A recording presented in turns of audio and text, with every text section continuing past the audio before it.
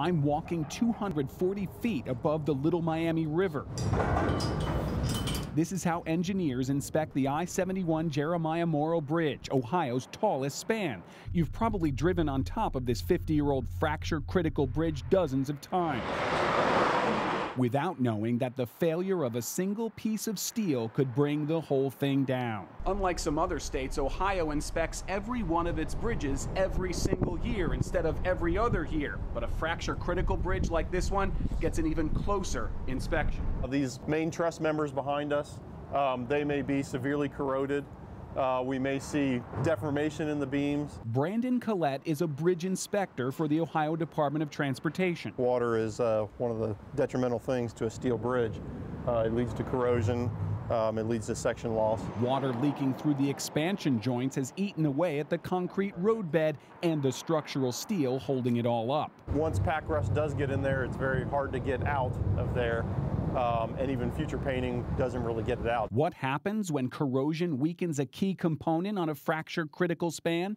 The Silver Bridge connecting Ohio and West Virginia collapsed in 1967. 46 people were killed. 57 cars disappeared into the Ohio River when a small unseen crack in a single eye-bar caused the entire bridge to fail. Kind of freaked me out as a child. She would tell me that, that was just a freak accident. Cindy Cherry remembers the Silver Bridge collapse and afterward her mother trying to cure her phobia of bridges. To have her and my sister, die that way was kind of ironic. 52-year-old Helen Zorn and 27-year-old Terry Seaman were driving across the Miamitown Bridge in 1989 when it fell into the Great Miami River.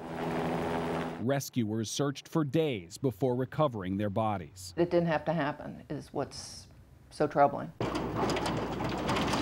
Hamilton County demolished the old Miamitown Bridge because it was deemed unsafe. The bridge that failed was its temporary replacement. It's always in the back of your mind, is this bridge safe? 8,000 bridges in the United States are rated both fracture critical and structurally deficient, meaning they're too weak or falling apart.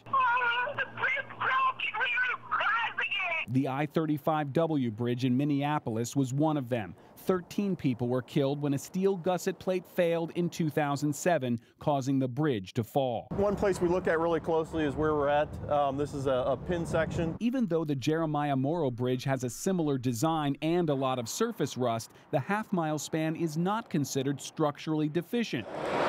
Neither is the Brent Spence. It is merely functionally obsolete, meaning its narrow 8 lanes can't handle the nearly 200,000 cars and trucks that cross the bridge each and every day.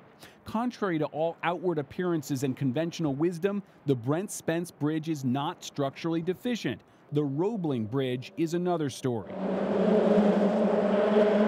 The suspension bridge is the icon of Cincinnati. Its towers were finished the year Lincoln was assassinated, but it is both fracture critical and structurally deficient.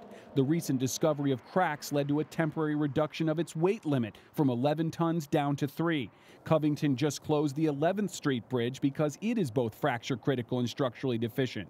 Built in 1927, the bridge is falling apart, and if just one piece of steel gives way, 11th Street could fall onto the railroad tracks below.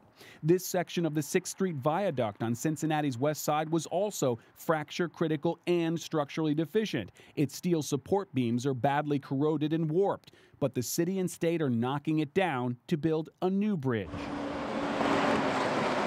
Which brings us back to the Jeremiah Morrow. Look in the middle of the north and southbound lanes of I-71 and you'll see a brand new span taking shape. It has concrete and steel components to it, so if anything were to go wrong and that there's other redundant systems within the structure itself that will pick it up and keep anything from becoming catastrophic. After the Silver Bridge failure, regular inspections were mandated. The Minneapolis collapse led to the reinforcement of gusset plates on similar structures, and Miamitown ended construction of temporary river bridges.